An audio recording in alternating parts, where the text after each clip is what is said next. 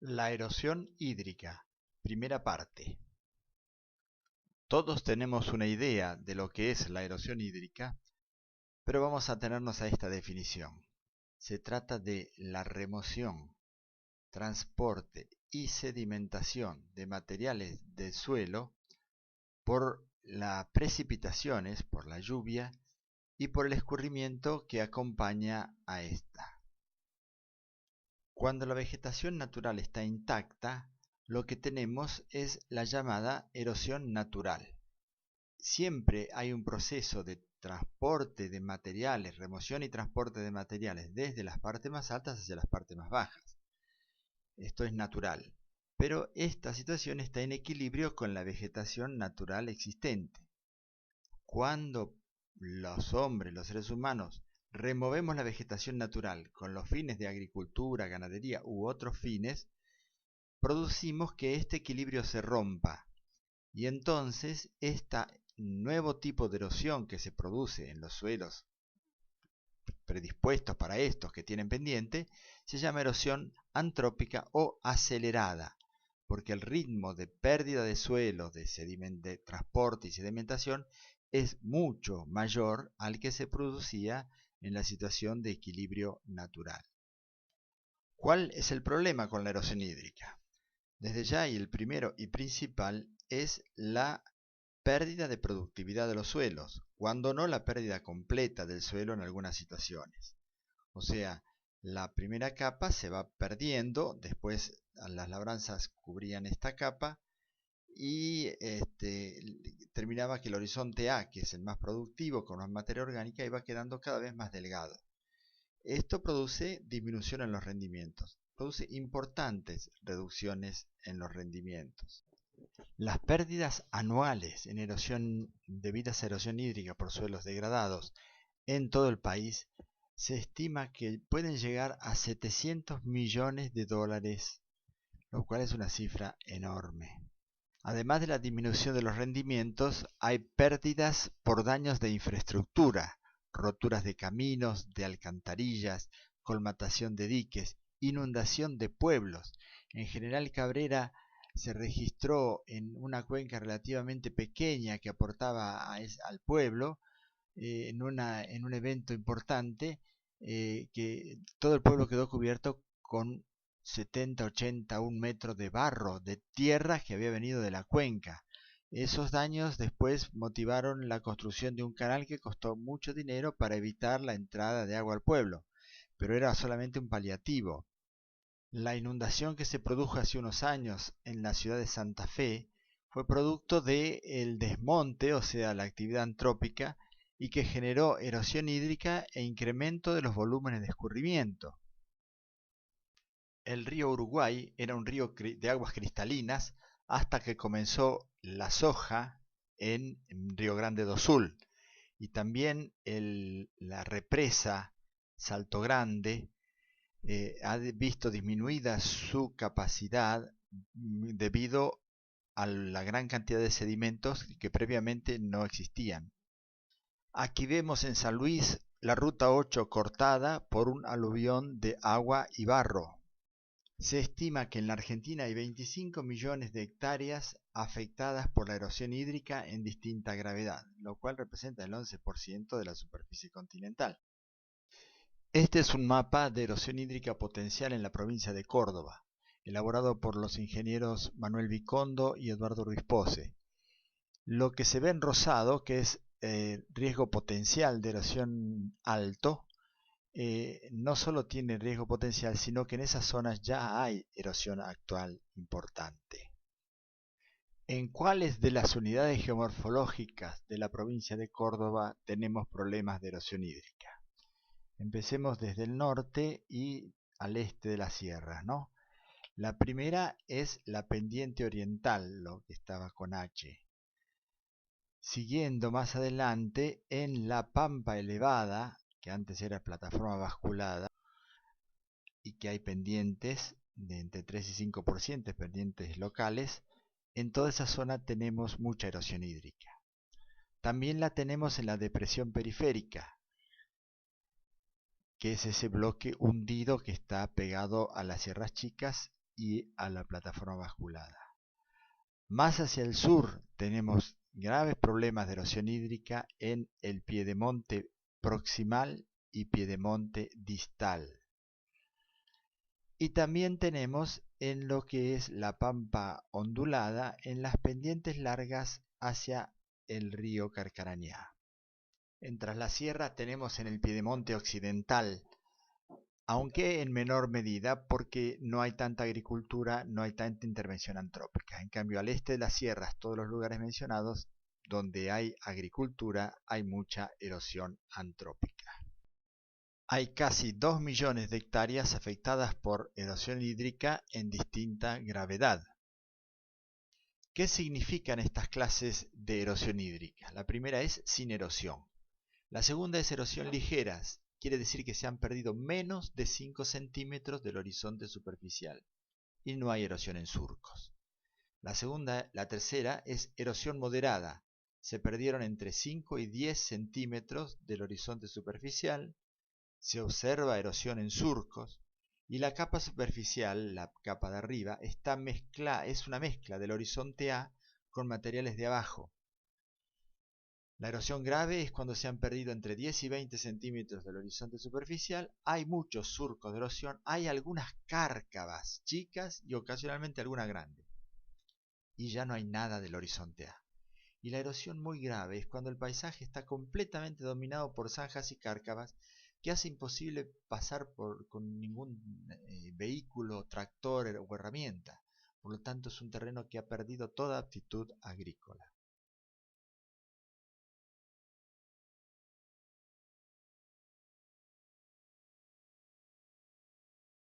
La erosión hídrica es un proceso continuo, sin embargo, tradicionalmente se han clasificado como fases en la misma. La primera es la erosión laminar, o sea, cuando el agua de escurrimiento corre llevando sedimentos como una lámina sobre la superficie. La segunda es en surcos, cuando el agua corre ya concentrada en pequeños surcos. Y la tercera es la erosión en cárcavas, cuando corre concentrada por grandes ríos temporáneos que producen enormes daños. Comenzamos por el impacto de la gota de lluvia. Este es el factor desencadenante de la erosión hídrica. La gota de lluvia golpea el suelo en función de su energía cinética, que como sabemos la energía cinética es un medio de la masa por la velocidad al cuadrado. Las gotas entonces dependen de su masa y de la velocidad que alcanzan. Además, estos dos aspectos están relacionados entre sí. Las gotas muy pequeñas, como las garugas, como esas lloviznas, caen con una velocidad muy baja, prácticamente, en algunos casos prácticamente se mantienen y no caen. En cambio, las gotas grandes caen con mayor velocidad. Y la velocidad es el término cuadrático de la energía cinética, un medio de la masa por la velocidad al cuadrado. Este gráfico muestra cómo a medida que la intensidad de las precipitaciones es mayor, el tamaño de la proporción de gotas grandes es mayor también. La primera lluvia es muy poco intensa, piensen que tiene menos de 1,5 milímetros por hora. Y la más grande llega hasta ser entre 76 y 101 milímetros por hora, la punteada. Fíjense, esta última, que tiene la mayor proporción de gotas, entre 2 y 5 milímetros, mientras que la primera tenía la mayor proporción de gotas menor a 1 milímetro. Las gotas de lluvia alcanzan un tamaño máximo entre 5 y 6 milímetros de diámetro. Luego se parten. Y esto sucede cuando las tormentas alcanzan más o menos una intensidad de 75 milímetros por hora, como se ve en el gráfico. A esa intensidad la capacidad erosiva disminuye, pero luego, si la intensidad se sigue incrementando, esta capacidad erosiva se incrementa nuevamente, como puede verse en este segundo gráfico. Podemos sintetizar. Las tormentas más intensas tienen gotas más grandes. Las gotas más grandes tienen más masa y caen con mayor velocidad. Por lo tanto, la energía cinética es mayor. Por lo tanto, las tormentas más intensas tienen mucha más capacidad erosiva porque tienen más energía cinética.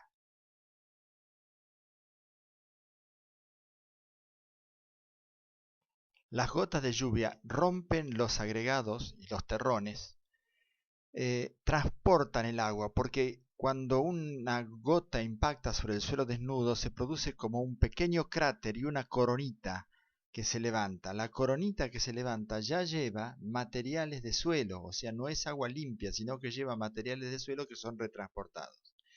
Y además, en tercer lugar, impermeabiliza el suelo. Los materiales sueltos que han sido desagregados, los agregados destruidos, al comenzar a infiltrar, sellan la superficie del suelo e impiden la infiltración, haciendo que mucha más agua corra pendiente abajo, agravando el fenómeno de la erosión globalmente. Además, cuando las gotas golpean sobre un suelo con pendiente, aunque el agua se dispersa, si cayera teóricamente verticalmente, en todas las direcciones en igual sentido, sería mayor el recorrido de transporte pendiente abajo, por lo cual el transporte es importante.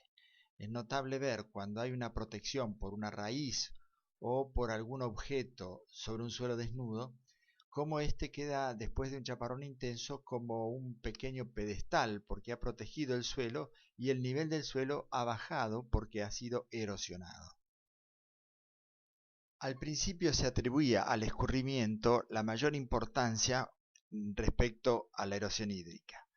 Vamos a ver un poco la energía cinética que puede traer el agua cuando se va recorriendo sobre una superficie inclinada.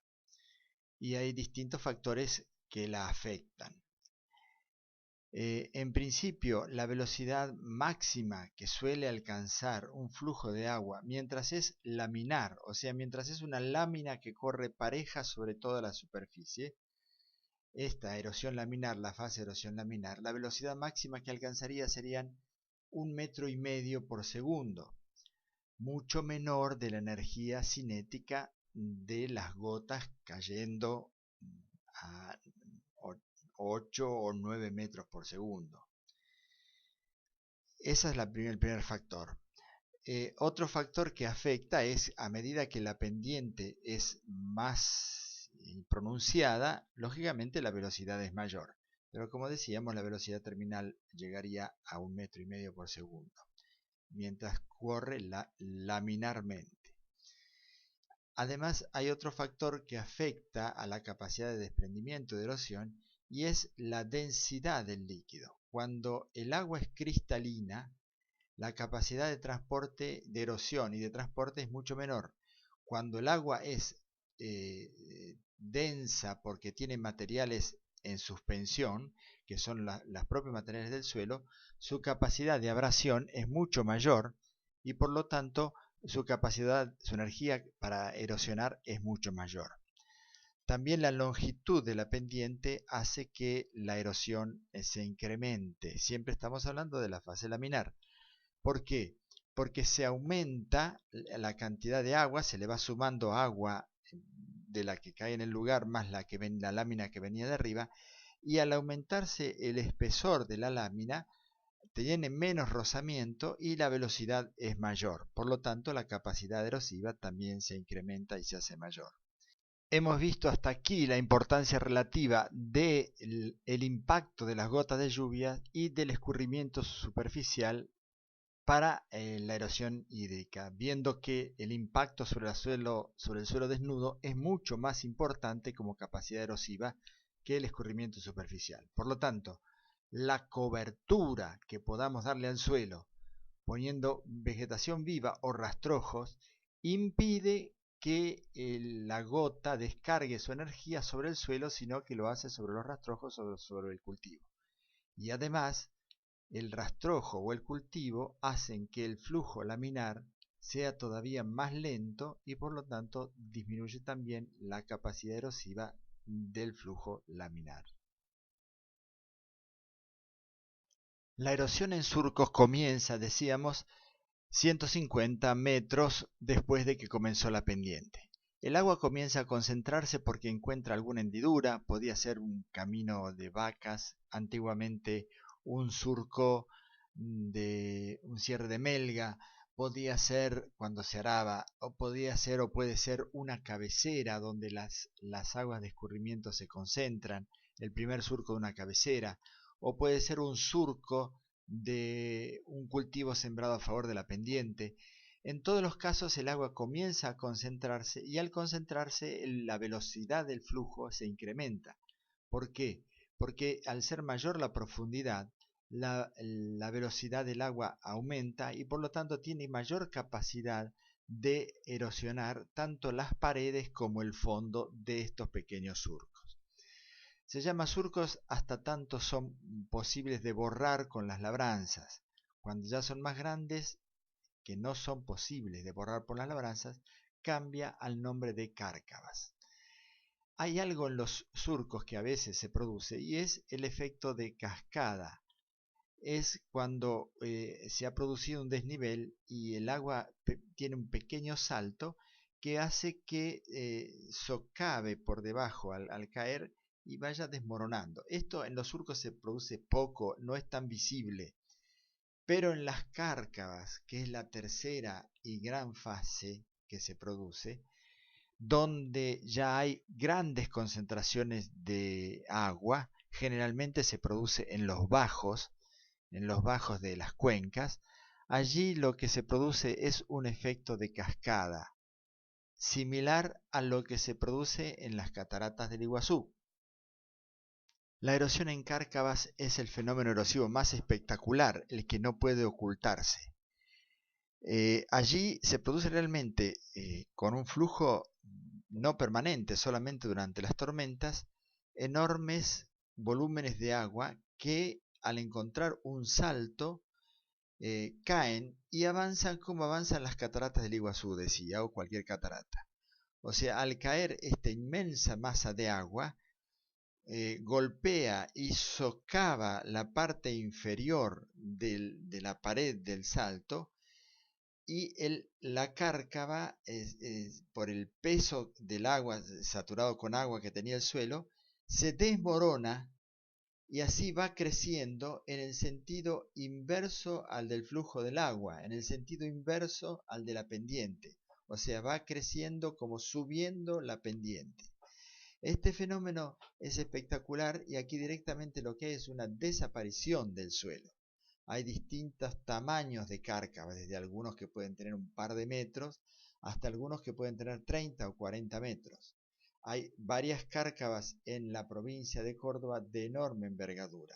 Nosotros visitamos tradicionalmente una cárcava que está cerca de Despeñaderos y que tiene 30 o 40 metros de profundidad y debe tener 70, 80 o 100 metros de ancho y que está avanzando en menor medida, pero sigue avanzando aun cuando toda la cuenca está sembrada con siembra directa. El efecto destructivo de una cárcava es enorme porque va comiendo directamente la superficie del terreno.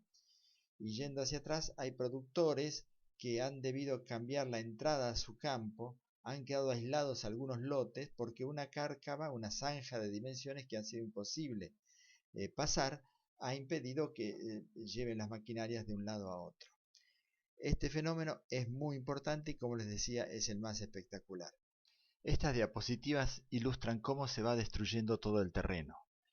La primera cárcava, la que llamamos 1, va en el sentido de la pendiente principal. Como esa ha generado una zanja profunda con paredes verticales, como le entró agua del costado, por la que sería 2, en ese sentido del flujo, esta también fue avanzando hacia atrás en el sentido de la pendiente, y en este caso la pendiente secundaria. Y después, en la pendiente, las que llamamos 3, como encontraron salto, que estaba la zanja 2, fueron retrogradando, le entró agua lateralmente en el sentido de la pendiente principal y fueron retrogradando formando las cárcavas 3. La conclusión es lo que sucede en la última imagen, donde se ha destruido prácticamente todo un sector del terreno. en una situación extrema, cuando las cárcavas se van uniendo unas con otras, toda la llanura, toda la planicie queda disectada, cortada, quedan solamente crestas y valles muy profundos. Es lo que se le llama a veces mal país. Por suerte en la provincia de Córdoba no tenemos esta situación, pero sí tenemos cárcavas que tienen 40 kilómetros de largo y que han llegado hasta la primer napa, que ya se ha transformado en un curso prácticamente permanente. Las cárcavas tienen paredes verticales, tanto lateralmente como en la cabecera. Cuando el material es suelto, digamos, cuando estamos en presencia de un loess como lo que tenemos en la región central de Córdoba, la forma de la cárcava, el corte transversal de una cárcava es en forma de U, ya que todo el material se cae en forma pareja o muy pareja. A veces se ven las diferentes deposiciones del loess que están más o menos compactadas, que sobresalen en los costados de la cárcava porque ofrecen mayor resistencia unas que otras. Pero en realidad la forma general de la cárcava es en U. Cuando el material es arcilloso, mucho más resistente, la forma de las cárcavas es en V. La forma del corte transversal de la cárcava es en forma de V. Esto se ve en las cárcavas en la zona de las pendientes largas para el río Carcarañá, en Villa Loíza, en Córdoba, en Los Urgentes. Allí hay cárcavas que tienen forma de V. Tienen forma de V porque allí el suelo es un argiudol o argiustol, o sea, tienen un VT potente, arcilloso, que hace que la cárcava sea en V. Es en V hasta que la profundidad de la cárcava pasa a este horizonte BT y entonces vuelve a transformarse en una cárcava en U porque el horizonte C sigue siendo un material suelto. Hemos dicho que la erosión, aunque se divide en fases, es un proceso continuo, pero también se verifican en diferentes posiciones del relieve. Por ejemplo, la erosión laminar es más visible en el comienzo, lo decíamos, en el comienzo de las pendientes, desde el borde de la loma, el comienzo de las pendientes, los primeros 100 metros, 150 o 200 metros. La erosión en surcos comienza a aparecer a partir de allí. Y la erosión en cárcavas, en cambio, se produce en los bajos que concentran agua de toda una cuenca o de una parte importante de una cuenca. Estas son las relaciones espaciales de la erosión hídrica. Pero de todos modos recordemos que lo más importante, lo que comienza el fenómeno, es el impacto de la gota de lluvia sobre el suelo desnudo. Y allí después se producen las tres fases. La fase por erosión laminar, en surcos y en cárcavas, que tienen esta secuencia y estas relaciones en el espacio. En estos últimos años se ha visto que campos que llevan bastante tiempo con monocultivo de soja en siembra directa, que se va formando en ellos, en el suelo, en la capa superficial, una estructura laminar que impide la infiltración, aumentando el agua de escurrimiento que se va pendiente abajo, disponiendo menos aguas para los cultivos, menos materia orgánica, menos estructura por consiguiente, y además incrementándose los fenómenos de erosión hídrica que hemos visto que se han reactivado en estos últimos años en esta circunstancia que es bastante común. Monocultivo de soja con siembra directa. Además, a veces en la siembra directa el rastrojo no logra permanecer en superficie y entonces, porque es llevado por el viento durante los inviernos secos, etc., y en ese caso el suelo queda desnudo. Por lo tanto, hay que garantizar una buena cobertura, con rastrojo que quede anclado, y para ello es importante que se hagan rotaciones, no exclusivamente monocultivo de soja, sino rotaciones y, si es posible, rotaciones también con cultivos densos como el trigo en el invierno u otro cereal de invierno.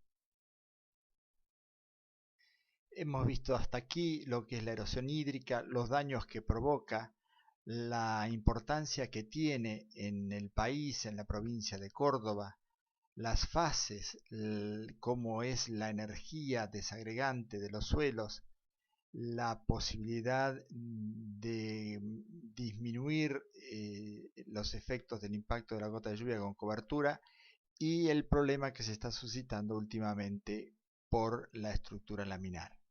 Con esto damos por finalizada la primera parte del tema de erosión hídrica.